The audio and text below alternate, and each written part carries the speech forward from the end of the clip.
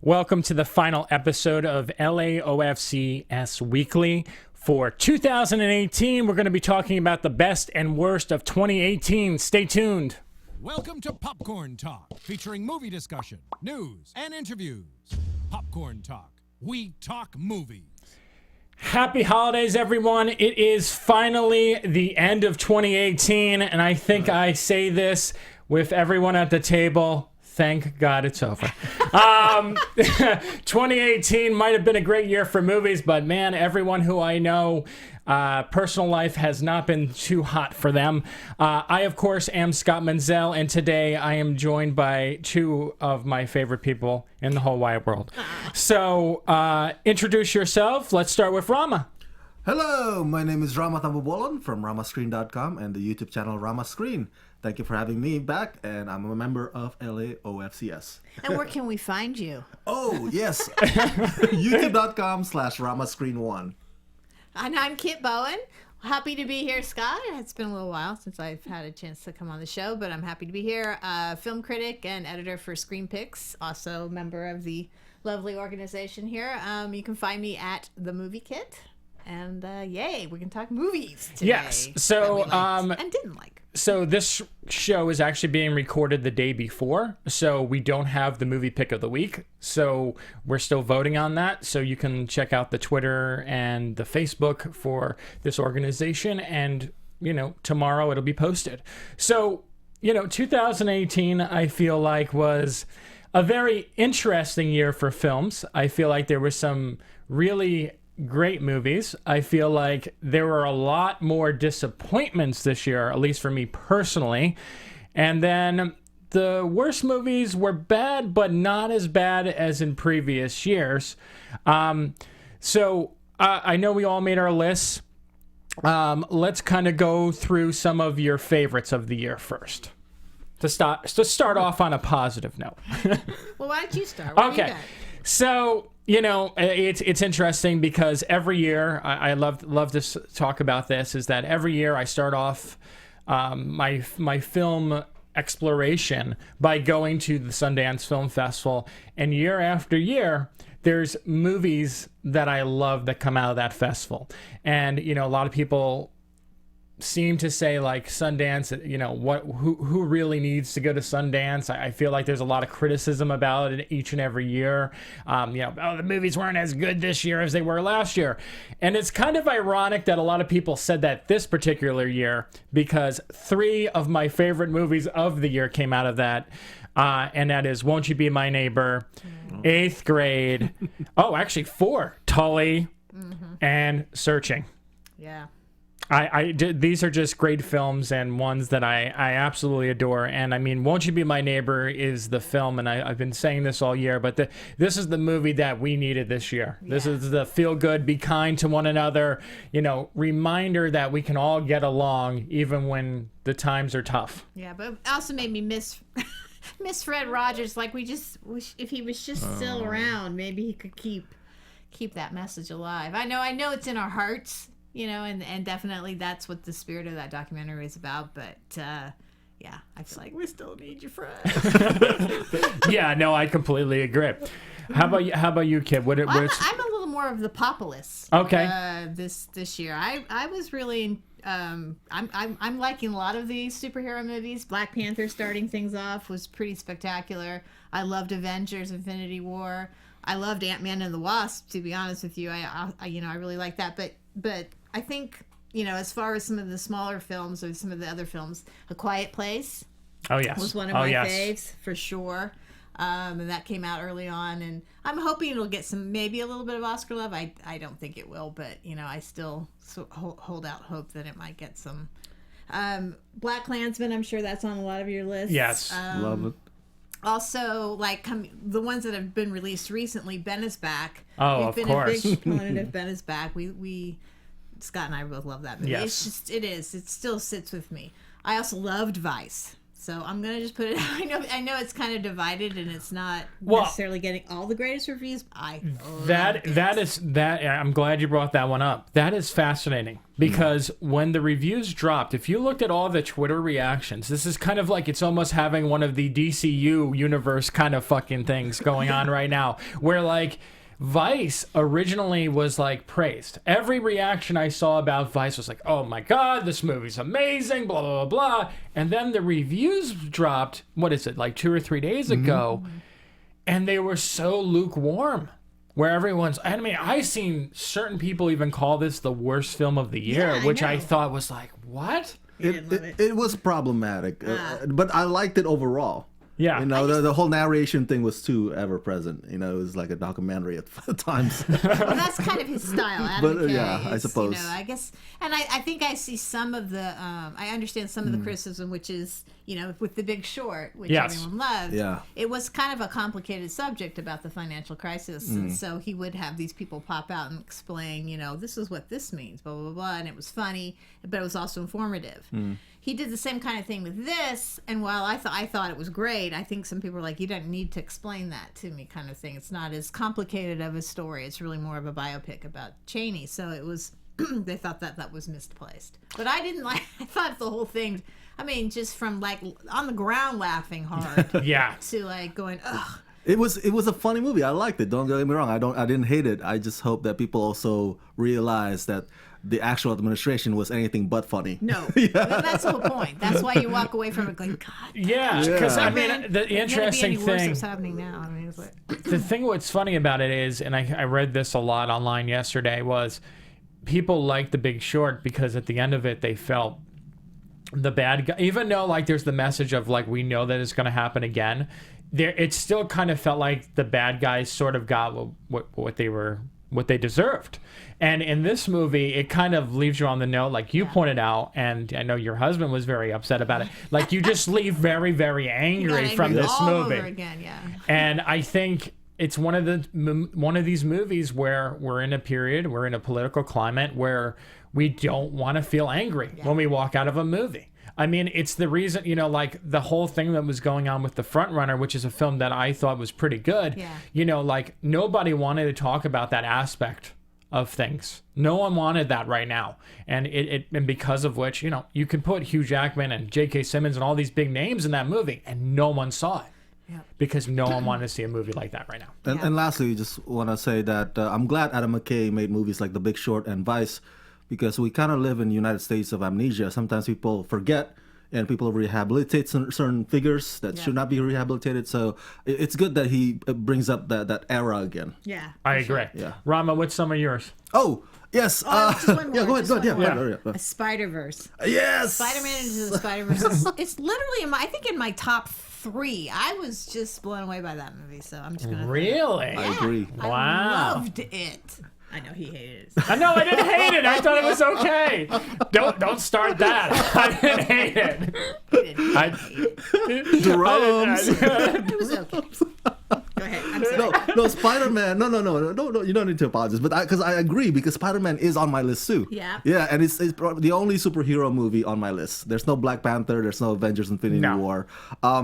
As far as Sundance goes, I have Searching and 8th grade Hereditary. That came out Sundance. Yes, right? it did. Thank Yeah. you. There That's was on my another list, one. too. Yes. I have Yes. that on my That's list. Yeah. Yep. Yeah, and usually, you know, I've never been to Sundance, but usually, you probably can correct me if I'm wrong, but people always like, okay, what's the movie that comes out of Sundance that will have the momentum all the way through the year, like Precious, all the way to the Oscars, you know? And, well, I'm hoping any of these three would do that. Well, you know the I funny. did love 8th grade too, but not enough to put on my top 10 for some reason. It's Yeah. not in my 10. It's in my 18. You know, it's funny because the reason why I brought up the whole thing about Sundance Yeah. was I remember this year in particular. I've been going for about 6 or 7 years now, and this year, every time I walked out of a film, and when I read about the recap articles, everyone's like, "Who are these movies for?" You know, there was nothing that stand out, and I mean, you like we're literally going through this, and like 5 movies we mentioned came out of Sundance, which I believe is like more than any of the previous years. Like last year, the big one was Get Out. which is kind of funny because it wasn't even on the program. It was a special screening that they just surprised people with, and that was the biggest movie to come out. You know, you think back about Precious.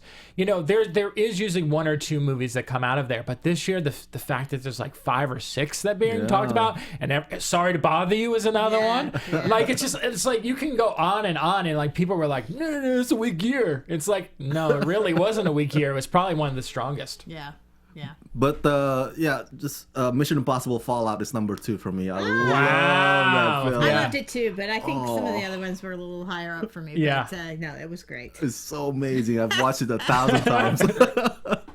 Yeah. But yeah, I also see you have just a bit. Roma. Roma's also on my list. Oh man, such a beautiful film. And I know you don't like it, but It's okay. I don't know. I have to defend, like these guys are so hard on me. It's like, I just thought it was okay. I didn't think it was as good as everyone else. That's okay. I mean, that's Yeah. the whole point of this thing. I think. Well, for Rama and I'm not sure. I'm not speaking for you, but when I was watching it, like it was just washing over me, like this tableau of what it was telling. You know, I think somebody said on Twitter, and I retweeted the person. I can't remember who it was, but it was like the first half of it, you're like slice of life. You're like, I'm not sure if am I getting into this? But and then all of a sudden it kind of changes tone and becomes, sort of more dramatic in a lot of regards. But like I was saying, I was so immersed in this universe that it just, I thought it was amazing. No, I agree. I was a little surprised though coming into the screening. I thought, where's Italy? Where's the city of Rome? It's not about Roma. No, just kidding. Well, apparently that's the name of I think we learned this It's a town, last right? It's the name of the community in Mexico City. Yeah. I didn't know that. And and my number 1 is Green Book. Love Green Book. I really like Green Book I too. do too. It's on my list too, pretty high up there because I just, all the controversy aside with this movie, which I don't get it. People just can't just accept things. Like they have to dig into things and just take it for what it is. Just enjoy it. It's a feel good movie. Greatest Showman was not about P.T. Barnum. Right? Yeah. Thank you. This was a true story. Green Book was a true story. This happened. Yeah. So it's like, And I mean, it's funny because it's talked about in, to talk about the controversy real quickly, it's talked about in the movie about how Don Shirley did not have much ties to any of the family. It's talked about, I did interviews with every single person in this cast. Everyone brought this up. Don Shirley did not want this movie to be made until he passed. He was not close to his family. All this stuff. This is literally like, I feel like we're going into like the election, right? Where it's like, show me the birth certificate. Like, I feel like they're gonna have to release. Like, he didn't want a movie made about him? Yeah. Oh. Like I didn't know that. He didn't want a movie made when he was alive. Because he didn't want people to know about. He was a very private person. Oh. Just kind of like some of the stuff that's shown in the movie. Like the closeted homosexuality that's in the film, the fact that he never wanted to stir up trouble. And I guess like what the argument is right now is that this stuff can all be said and it's just very one-sided because there's no one on the other side to kind of defend it. And then the few people who are family members, you don't really know if because they don't agree with what the movie's showing and that maybe they didn't know that side of his life. Right. So it's kind of hard to know where this really plays and what's being truthful. But I feel like it's an election thing where like they have to release the audio tapes and all the stuff that they use to create this story, and then they can kind of clear their name. But is it really necessary for a freaking movie that's just trying to be entertaining and feel good and just show that two people from two totally different worlds can get along? I don't think so, but apparently other people do. Well, I thought it was a very sweet movie. And it's not a outrageous request on the part of Don Shirley. I mean, No. Compared to like Fred Astaire, that actually I think did a clause or something that says that there should be never any movie representation of me on screen whatsoever. I think Fred Astaire did that. And Did he Ginger, really? So that's why we never see any depiction of him. So there's no biopic ever going to be of Fred yeah, Astaire. Huh, exactly. So interesting. Yeah. it's not that outrageous, So it's That's normal. very to me. interesting, though. That's it's like before I die, Well, or after I die, you cannot make a movie about Well, it. Exactly. it's just, I mean, there is this thing, right? This is stigma in Hollywood that, like, whenever someone passes, or if they're even when they're alive, that the adaptation of their life is going to not be as authentic, or Yeah. it might paint them in such a negative picture, and their legacy Yeah. doesn't want to be like tainted. Right. And I guess that's the struggle. All right. So, other ones that I would like to just point out here that I have a lot of love for. I know Rama, was this one on your list, Bohemian Rhapsody? Yeah, number 9. Yeah, I have that. It's in 10 for me, and I mean, I thought that was just a That's great my film. bonus on my honorable mentions. Ah. For sure. Yeah, I mean, I love that one. I'm glad you said Quiet Place Kid. I really love that. Another movie that really resonated with me, and I again, it's personal. When we talk about these movies, is Instant Family for me. Yes. I just I almost put it on there. I really did, because I did. I really walked away from that movie. Talk about feel good, but also you laugh a lot. I mean, it's really it kind of hit a strong chord for me, for sure. Yeah, But more personally it's than really you. emotional, that Yeah. movie, and I've said this on air when this movie first came out, is that I haven't had this sort of emotional reaction from a film in quite some time. There's a lot of movies where I feel like I relate to characters and stuff like that, but this one where like it reminded me of like my entire life, like my like seeing having my brothers being adopted and going through all the struggles of what that was. It just all came flooding back by the time this movie came to a close, and I was just like a freaking mess walking out of it. So. I think anybody who has, adopted or foster care situation, this movie really just kind of painted a really realistic and poignant and funny picture of it, and it is. It's a great little comedy. I hope that it'll get some life and Blu-ray, and people will. Yeah. Can I add to that a little bit? Sure. This is Marissa in the booth. Hello, everyone. I actually love this movie as well, and I'm actually adopted, and all my siblings are adopted, so it really hit home to me. And I think they did it so right, the adoption community and the foster community. Like, they shed the perfect balance of light and comedy to it, and yet still... Heart. Yeah, definitely heart, but yet took it seriously because it is such a realistic thing, and I think they did a great job. Yeah. I did not know that about you. That is fascinating. I don't know if I shared that with you, but I have my brothers, all 6 of them are adopted. Yeah. So it's very, watching a movie like this, I feel like we never seen a movie about adoption that's been entertaining and honest like Right. this. I mean, sure, you can probably watch a documentary, but I've never seen a feature film like this. And the guy who directed the film, this was his story. This happened to he and his Exactly. wife, and so there's some, like we said, passion and real perspective thrown into it. So. Yeah, I mean, it's Sean Anders is the director of this, and I thought he did an incredible job. And apparently, he pasted this whole movie together from not only his story, but he went out to all the foster families and kind of got bits and pieces of their stories, and they put it together. And that they actually had foster parents and foster kids on set, so they wanted to ensure that it was very realistic and true to life. So, and let's see. Do you Hey, have you give. Hey, you give. Yeah, no, I was gonna say that. I was That's gonna my ask. number. I was gonna say that's my number. That's my personal number 1. Oh, okay. That's my personal number 1. This movie for me, again, it in a weird way, kind of ties into my personal life, which is weird because people are like, how is this story personal to you? Again, I have 4 brothers who are black. And I have grown up in an environment where I grew up in a mixed race household.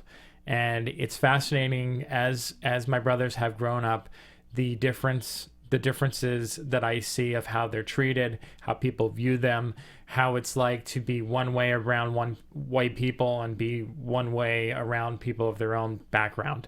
And I felt like this is very honest and very realistic, but also what I loved the most about this was we've seen a lot of movies about race this year, a lot of things about the struggles of being a person of color, But this one being told from a female perspective and a young female perspective is really what sold me on this movie above everything else. Yeah, it's a great movie. It really is, and I think the family dynamics in this movie is what really drew me in. You know, the father and her parents and how they raise their kids to be hypersensitive, hyper aware, but also, you know, to be yourself, you know, and to live your dreams and to, you know, not feel like you have to be pushed down because of your color. So, I mean, there's just a lot of stuff going on in this. That was great. For me, I think it went on a little too long. That's why it's not one of my tops, but I'm glad that we picked it for Best Picture, though, for the LA Online Film Critics, because it is a very meaningful film. What struck me was the talk. Yeah. You know, the talk that they have when you get pulled over is what you do. And, you know, it hit me when that scene is like, oh, maybe families out there actually have this talk that, you know, certain families like mine did not.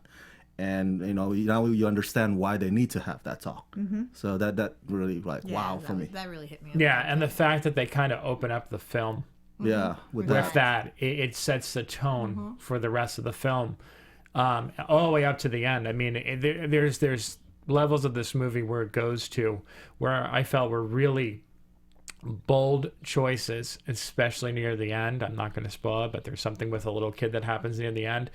And I just thought that was like, you know, we hear stories about stuff like this on the news all the time. Yep. And, you know, here they are showing this in a film, and they're using it almost as like that final gut punch in the movie. Yeah. On a not so heavy drama note, one of my honorable mentions is Game Night. Oh, yes. I love Game Night. Remember how fun that movie was? I am such the womp womp of the group. I am like, that's okay too. You know what? And watching it again, because it's playing on cable right now, watching it again, it gets better. It keeps getting better. Jesse Plemons you need to watch it again, Scott. I think you might have to. I saw it twice. It did not work for me.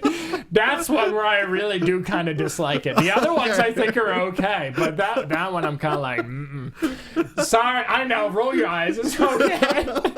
He doesn't like it. I know. I don't like He's anything. very picky. Very hit or miss with this guy. I know you didn't see this movie, Kit. Rama, can we need to talk about this movie because I feel like this is the one of the sleeper hits of the year. A Simple Favor. Oh yeah. Yeah. Blake Lively and Anna Kendrick. Yeah, it was good. It was good. It's one of the few movies, and I was joking with a friend of mine. It's one of the few movies that I would actually label sexy. Like, I really, like, most movies where they attempt, like we were talking about Disobedience, like there's a scene in Disobedience where I'm like, this is not sexy at all. But Simple Favor, I was kind of like, okay, this is a sexy movie. Well, I can't wait to see it. It's not on my list, but it's a good movie, and I remember watching Disobedience too, and and I get where you're coming from now with that argument. Yes, I totally get it. Well, everyone was talking about it. There's another one came out and said, oh my God, did you see this scene? This scene is so sexy. And I'm like, me and Kit were watching it. We were like, not so much. One more shout out, of course, Paddington 2. Mm-hmm. Oh, yes. Yeah. Beginning of the year, I know a lot of people are like rooting for this movie. I mean, they did no push for it near the end of the year. Of course, it wasn't going to be nominated. It's one of the sweetest movies you'll ever see. Oh my God, if you haven't seen it, please do, because you'll just be touched to your core. It's so sweet. Yeah, it really is. Rama, start us off with your disappointments. By the way, you don't say that. You can't say the same about a lot of sequels out there. You know, when it comes to Paddington 2, it was a rare specimen. A sequel that just stands out. Right. Okay, so worst of the worst, right? Or you want to do? Let's do disappointments first, and then we'll go into worst. Disappointments. I have Dumpling. I was looking forward to Dumpling, and that let me down. Yes, and again, that's another one where I feel like I walked out of it, and I texted you right away, and I was just kind of like, that was really okay at best. And it's weird because it's another one where I feel like a lot of people are really loving. They're really swooning over that movie. I haven't seen it yet. Really? And I love Danielle McDonald. Yeah. She is, to me, one of the most Patty cakes. Yeah, she's like so underrated. She was in there was another adaptation of a book that she was in, and like it just went nowhere. And she's in something else coming out at Sundance this year. I really hope someone, pushes her at some point and like really makes her a star, because she has talent and she's great. But the movie just, Bex in that movie was just like the most annoying, irritating character. Like it was just like the material stinks. Yeah, the writing. And then the other disappointment is Marwan. That's what I have. Welcome to Marwan. Marwan. I was looking forward to that one. Me too. Full disclosure, out of every single film that came out in 2018, with how much I was disappointed with, I don't know, First Man, Beautiful Boy, nothing hit me the hardest like how disappointing Marwan was. Because Steve Carell, Robert Zemeckis, this story, which is, based on a documentary, based on a real life story, Marwan Call, which is, if you haven't seen this documentary, do yourself the favor and check it out. It is fascinating. But this movie is just so mediocre. There's no nice way to put it. I think I'm being nice by saying it's mediocre, because I have seen multiple people post that this is one of the worst movies of the year. I wouldn't go that far, but you see the potential. This movie opens so strong. That first scene of the movie starts out strong. It's really great, and then you start building, and it, we shouldn't go into too much of reviews, but like it's coming out this week. Yeah, there's a traumatic event that happens to Mark Hogenkamp. And the film just keeps hinting at it, hinting, and it never shows it to a point where it gets that emotional effectiveness that you need it to get to. And then you have these women of Marwan who like should be the most fascinating and interesting characters, and they are never explored. It's like, I don't know what the hell they were thinking. Yeah. The visual aspect of the film is fascinating. You seeing these dolls brought to life with, their faces, on the bodies, like that's sort of fascinating. But you only can be fascinated by that for so long until you need the story and you need the character development. And that's where this movie just falls. I agree. And one last thing. They make Mark Hogenkamp, as the movie goes on, into such a pathetic, perverted, creepy guy. Yeah. And I feel like that is so unfair to him as a person. I know. Like, I think there's a scene where he just randomly watches porn that I have no idea why they threw it in. Mm-hmm. It just feels so awkwardly like thrown in there.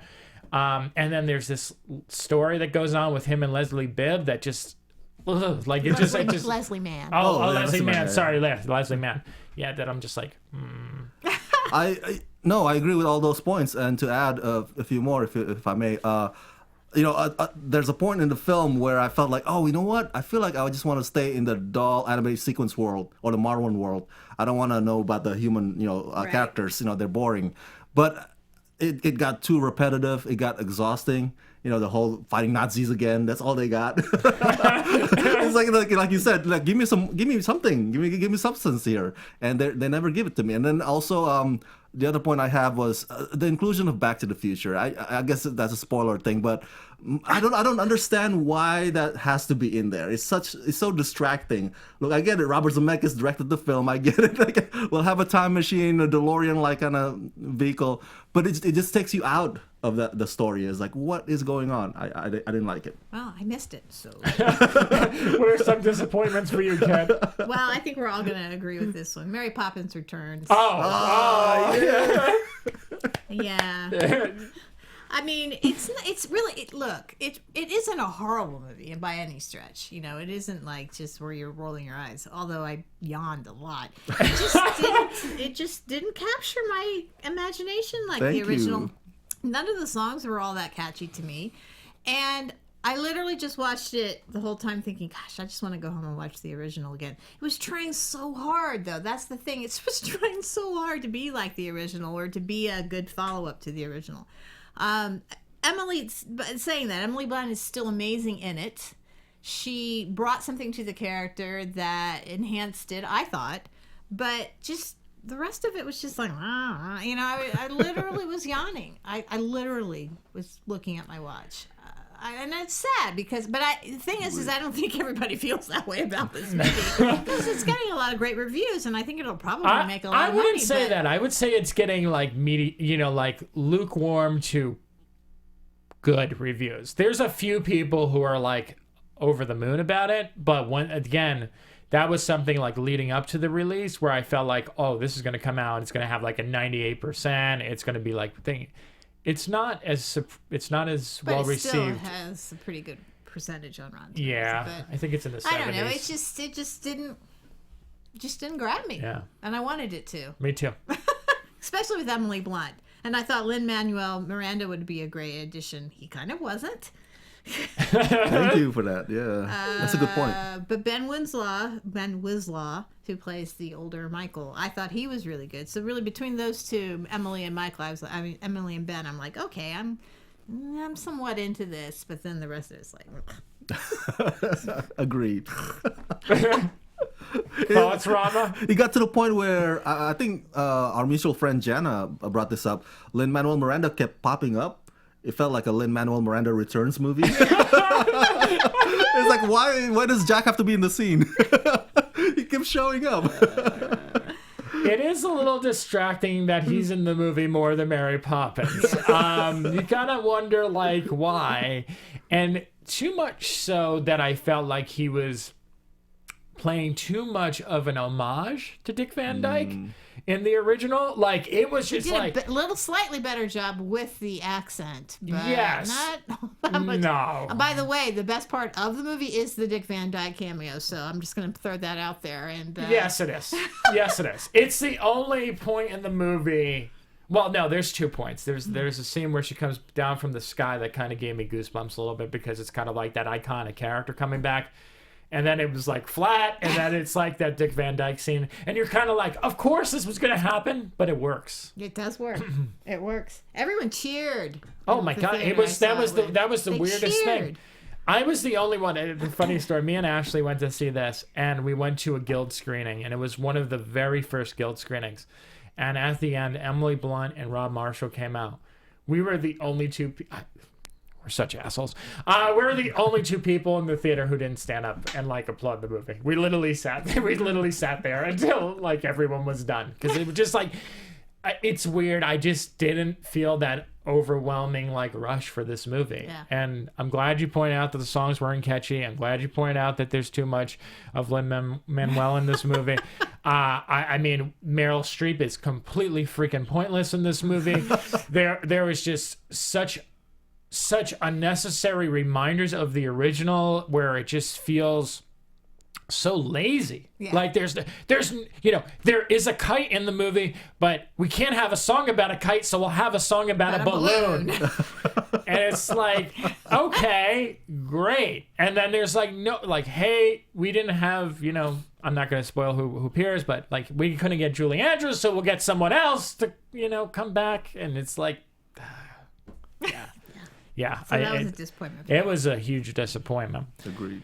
Do you have any more that you want to mention for disappointments, or should we move on to worst? Worst. Okay. Move on. Worst. All right. So, worst. Kit, start us off. Oh gosh. Well, going through the list of all the films released, I had to remind myself of what I was like, ugh.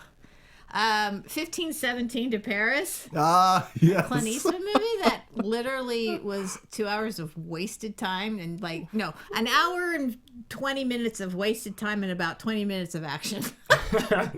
That was kind of compelling. Then the rest of it was like, trying to use the real guys. It was just a total miss on my part. 50 Shades Freed, of course, everyone's going to have. Oh, yes. I mean, just so eye-rolling. But at the same time, it can also be one of those, I just might turn it on for a second and then go, yeah, that's still bad. Red Sparrow was sort of a... Oh, my God, Red Sparrow. Jennifer Lawrence wasn't bad as an action, but my God, that was movie. boring. Oh, my God. That was you, me, Ashley, and Jana? Yes. Was it like... We went from freaking Gringo Oh, to Red Sparrow. Right. Gringo. Oh, and Which was better. Which was better. Which is amazing because I didn't feel like I was being tortured for 2 hours like I felt when I watched Red Sparrow. That was a run-on joke for like the first half of the year. That every time I think I saw you or I saw a couple other people, I said, at least it wasn't as bad as Red Sparrow. Yeah. That was like, I mean, I kid you not, the movie is about torture, and that movie felt like torture watching it. It was pretty bad. A Wrinkle of Time is also kind of... Oh, so terrible. Boy, wasted opportunity right there.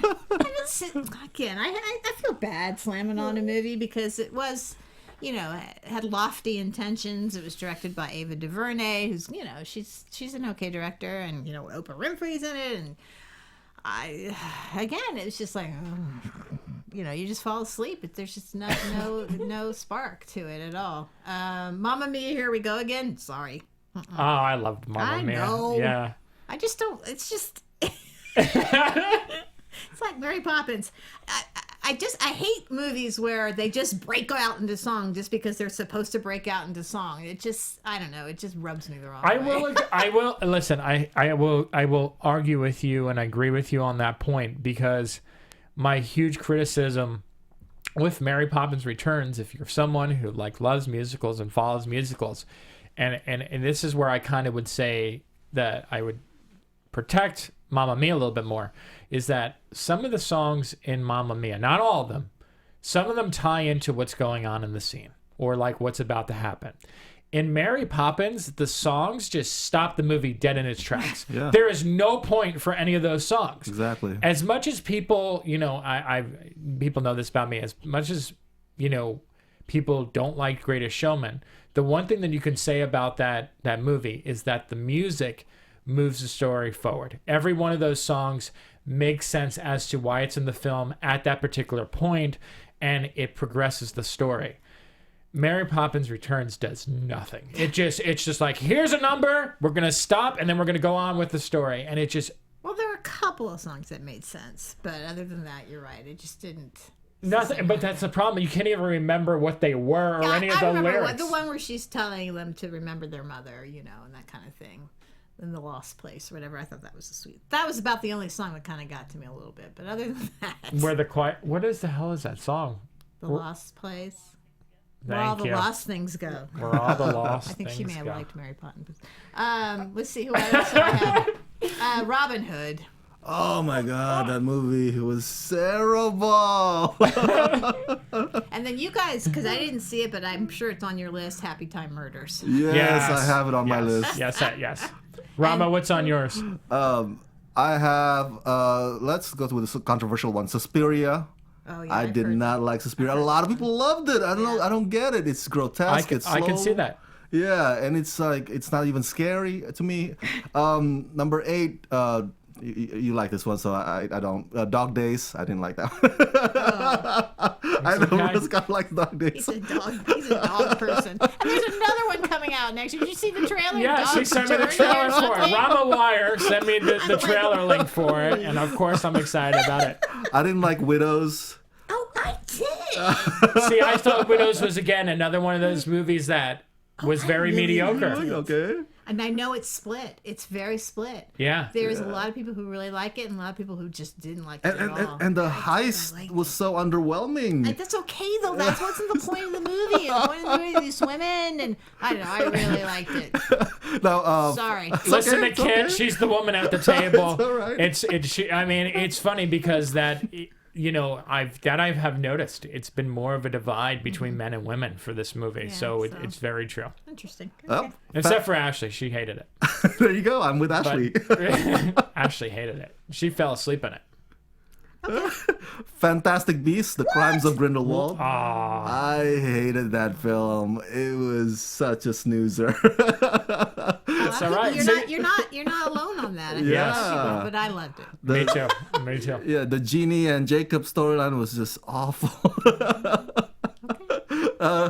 Beautiful Boy, of course. Yeah. More of a disappointment than something I didn't like. It was just more of a disappointment. The Happy Time Murders, what you have. The Spy Who Dumped Me. The Predator, and Mile 22. Yeah. Oh, Mile 22. Mile 22, and I think Oh God, I don't know. I mean, I really might have to put Red Sparrow as my number one. But Did you forget about that one? no, I had it on here, but I have it like a little bit higher, and I'm kind of like, why did I have that so high? For me, it's a toss between, for number 2 would probably be Superfly and Mile 22. I think walking out of, I mean, I was tortured in Red Sparrow, but I mean, watching Superfly and Mile 22, I just couldn't roll my eyes any harder. It made you surprised because I like Peter Berg's Lone Survivor, The Kingdom, and Mile 22 looks like the work of somebody who didn't know how to make films. It was just like, who is this guy? He definitely has a certain style that was overplayed in Mile 22. You know, it's that, cut, all this action and handheld and running around. And, I mean, I didn't think it was that bad, but definitely not one of Peter Berg's. No. And I mean, Mark Wahlberg. That's all I have to say about that movie. Mark Wahlberg. Yeah, he was really, He was something else. With his wristband. He went in a different direction on that one. Yeah. Anyway. Of course, I said 50 Shades Free. Let me see if there. Oh, the Meg. Oh, of course. The Meg. The Meg. I can't. The Meg. I know you The can't. Bears. The Meg. I can't say horrible things just because I love sharks. Yeah. Oh, you like Shark Week? Here's your surprise for you. Since you said I love dog movies. One of the worst movies of the year, Show Dogs. By far. I forgot about that. By far. All right. I love when dogs are cute and cuddly and they're doing stuff, not when they're doing fart jokes and poop jokes and And like when they getting talk. and then getting their testicles shaved. No, I'm not into So that. you don't like dogs with Will Arnett? Yeah. Will Arnett.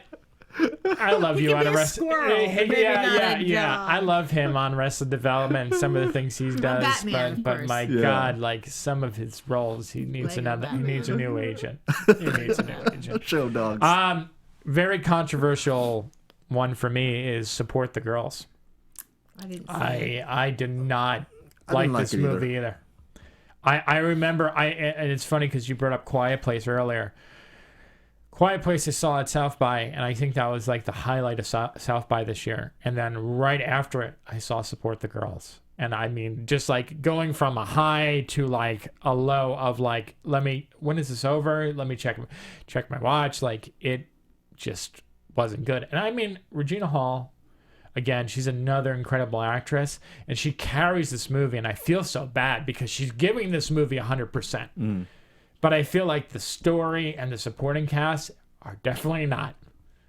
And that was a weak one. And then, of course, I have to mention it's high up on my list. Like it won't. If I was doing a 10, it wouldn't be in the 10. But Venom for me. Venom is very problematic. Yeah, Venom is very problematic. Literally, Venom.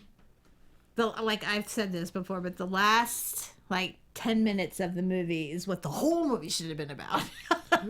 So it redeems itself for me at the very end. But that whole leading up to that, it's like, Yeah, But maybe they'll do. It did make a lot of money, right? It did, right? Oh, it's made more money than Wonder Woman. Yeah. So I'm sure they will do a sequel, and then hopefully that can fix some of we won't have that origin thing. I mean, origin stories are tough. You really have to. You just have to think outside the box when you're telling those stories because you're setting all the characters up and you're doing all of this stuff, and so you want to tell the story, but then somehow you have to make it compelling. And I think they should just maybe say 10 minutes of, oh, this is how he became, and then show him as Venom. So it'd be my suggestion. Interesting argument to that. One of the things that I liked about Aquaman was that the movie kind of opens up and it kind of does the origin story in the first 10 to 15 minutes. Yeah. And it kind of gives you background on the character, his family, and then it switches gears, and instead of focusing on the origins, becomes like this hero's journey and kind of like finding your voice, which I guess is partially an origin story, but one that feels a little bit more refreshing, that it's not, like it's all focused like, how did he get here? How did he get his powers? Like they just kind of don't even go into that, where like Venom is just like the whole entire movie up into the last 10 minutes is that, and you're kind of like, enough of this. So just a shout out to True. Aquaman. It's true. Aquaman did do it well. I thought. Yeah. My honorable mention is Sicario, Day of the Soldado. I liked that one too. Did you see The Mule? I haven't seen The Mule. Okay. Yes. The first Sicario I loved. It was, a revenge, and then this clash God, so between good. Emily Blunt, who's like, by the book, between, and that, and then Benicio was like, no, I gotta do justice my own way. But this one was just a war on drugs policy. I just hated it. Yeah, but I thought Benicio still did a great job with that character. I liked that character a Yeah. lot. And then the girl was really good. Isabella.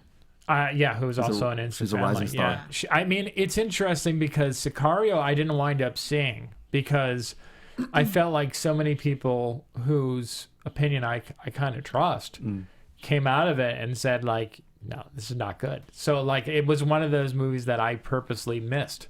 And I know it was out for a couple of weeks. It did fairly well at the box office, but I just avoided it because everyone who I knew said was like, you shouldn't see this. Don't waste your time.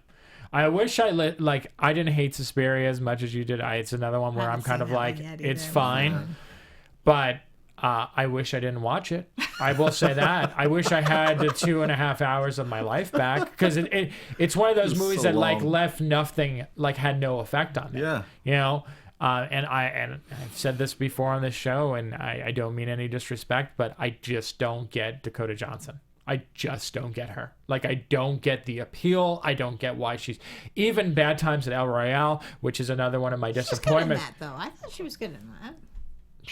It's probably the best that she's done, but, like, when you compare what she's done in the past and, like, all the other works, it's not saying a whole hell of a lot. I don't know. Again, it's just my opinion. But the takeaway from this show should always be that Emily Blunt shines in pretty much anything she does. Yeah. Doesn't matter. It doesn't matter what she's doing. She would be great. She can look horrible and be drunk and like Girl on a Train or Sicario, or she can be super pretty Mary Poppins, or she could be like, horribly, In A Quiet Place. Quiet Place, where she, oh my God, that scene. That alone should she should just get special recognition for trying to have a baby quietly. I mean, I just... yeah. In the bathtub. Unbelievable, that scene. I was just, holy hell. Anyway, for alone, Emily, you get the Academy Award for me. Just having a baby. I mean, honestly, like... That was a good reason for an award. I love that. Best childbirth sequence goes to Emily Blunt. And then the best performance of a mother having a baby and dealing with all that was Tully. Was Charlize Theron and Tully. I know we mentioned Tully, but there were some really good movies this year about moms, and the realistic portrayal of a mom, and Charlize was amazing in that film, and it's too bad that came out so early, because I think if it came out now, she'd be on a lot of the top lists. Yeah, that was her. Yeah. I mean, although I know Glenn Close for The Wife has still got a lot of momentum. I think because it's Glenn Close and she's never won, and there's all of that sort of behind it. But I feel like Charlize got a little bit shafted having it come out. She totally did. And speaking of that movie, I feel poor Jason Reitman this year. I mean, Jason Reitman, who's both these movies, I of course Tully is a lot higher on the list of greatness than Frontrunner, but he had two really solid films, and both of them, two different studios and everything, and both of them just went kaput. Like they came and went so quickly, and it's a shame because he had such a rough period there for a while. Like he did Labor Day, which everyone really hated on him for. I like this movie, but Men, Women, and Children, I know a lot of people really had issues with that. So to kind of come out and have two really solid films and for them to do nothing, I mean, it's got to be a little like heartbreaking for him as a director. Yeah. And but don't give up hope, Jason. No, please don't. And just just throwing this in, like with Tully and Christian Bale in Vice, it takes we know that it takes more than just gaining your weight for a performance to shine, and that because otherwise Jared Leto in that Mark David Chapman movie, he would have wanted to. But all he did was just gain weight in that one. So and then compare that to John C. Reilly, with a putty thing makeup in the Stan and Ollie. Thank you for bringing that. He was great in that movie. Exactly. But he didn't gain weight for that. Yeah, kind of like Gary Oldman in last year's Darkest Hour. Right. So it's just an interesting observation, in my opinion. Yes, transformations are always big. Well, that is an interesting point, Rama. Thank you for bringing it up. But Charlize and Christian did gain weight. Yeah. Yeah. I mean, this has been an interesting. The last couple of years, it's been all about the transformative performance, of becoming someone else. I mean, there are a lot of years are like. I mean, but this year, I mean, you look at it's Rami Malek, yes, and Christian Bale. Yes. I mean, it's just there's a lot of different ones. I mean, Gary Oldman was the talk of the town last year. Yeah. So. And even Lady Gaga in Star is Born. We didn't really talk about Star is Born, which I think we all liked, just not on our top tens. But her, too, because she downplays. And they always love it when you downplay your looks, or where you're looking plain, or where you have a prosthetic nose, or you have, something like that. Academy loves that stuff. I mean, I really enjoyed Star is Born, but, I loved the first half, and then the second half kind of... I don't know what happened with me for that movie. Like, I came out of TIFF, and I was so high on it. And then, as I saw more and more movies, it just kind of got pushed, kept getting pushed. And it's weird for me to say this because I know, and I think we all kind of agree with this, so it's weird that we can say this as a panel. I think Bohemian Rhapsody stands out more than A Star is Born. Well, I mean, and to give it credit, Star is Born, they did have some incredible original songs in that. And the live concert sequences. Yeah, and I think that alone was a plus. But Bohemian Rhapsody has Queen behind it, and I mean, come on, you can't. That last scene at Live Aid, I mean, you can't not but cheer. You can't feel like you're right there watching them. I mean, that was the beauty of that movie, was watching almost that lead up to that scene. To that performance, because you feel like you're right there, and it's Queen's music. Now some people might not like Queen, that's fine, then clearly you're not gonna like Bohemian Rhapsody. But is there people who don't like Queen? My mother doesn't really like Queen. Interesting. I guess there is people who also don't like the Beatles. There are some Queen songs I don't like, but there's so many of them I do. So But to your point though, like, for example, with A Star is Born, First Man, the buzz, oh my God, the buzz, coming to Toronto. Yeah. And then it just dies down after the movie premiered in October, or arrived in October. I don't hear any more buzz about it, at least for me. Yeah. Did you? No, I mean, that movie was dead on arrival for me. I've talked to you about it. And it's weird because, again, it's not one of those movies where I would say is bad. There's elements of it where I think are great, and then there's other elements that I think are very lukewarm, mediocre. Mm-hmm. And it makes sense to me because what I find interesting about this award season, and it's usually how it is in every award season, is that there's certain themes and topics and issues that are brought up and are at the focus of a lot of these movies. And, when you look at something like First Man, what is that selling to an audience? It kind of feels like, do we really need another space movie? What makes this one stand out? Space race movie. Yeah. Space race movie.